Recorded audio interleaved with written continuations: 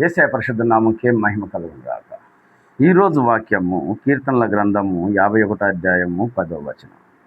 దేవా, నా యందు శుద్ధ హృదయము కలగజేయము, నా అంతరంగములో స్థిరమైన మనసు నూతనముగా పుట్టించు. ప్రభా, ఈరోజు నా తండ్రి ఎన్నో ఆలోచనలతోనూ ఏం చేయాలో తెలియని స్థితిలోనూ నేనున్నా ప్రభా. నా యొక్క హృదయాన్ని శుద్ధపరుస్తున్నాడు.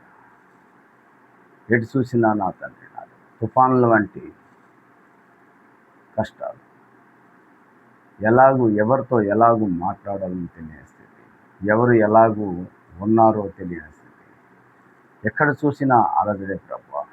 నా జీవితాన్ని ఈ తుఫానుల నుండి నా తండ్రి తుఫానుల నుండి నా తండ్రి విడుదల చేసి నా తండ్రి నాకు స్థిరమైన మనసు కలగజేయండి.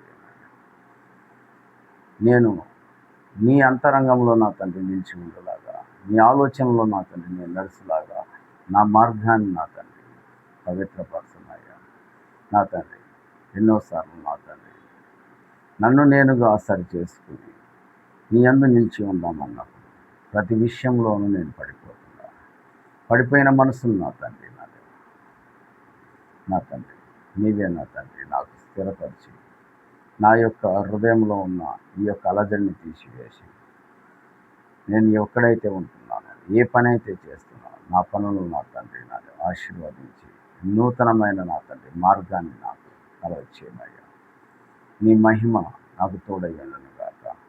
అందరికీ నా తండ్రి నీ యొక్క స్థితిని, నీ యొక్క నా తండ్రి మార్గాన్ని సిద్ధపరిచి నూతనమైన మార్గంలో నడిపిస్తావని నీ యందు నా తండ్రి నా మనసు నిలిపి నీతో నా తండ్రి వేడుకుంటున్నాం ప్రభా. యేసయ్య పరిశుద్ధ నామముకే మహిమ కలుగును గాక. ఆమేన్.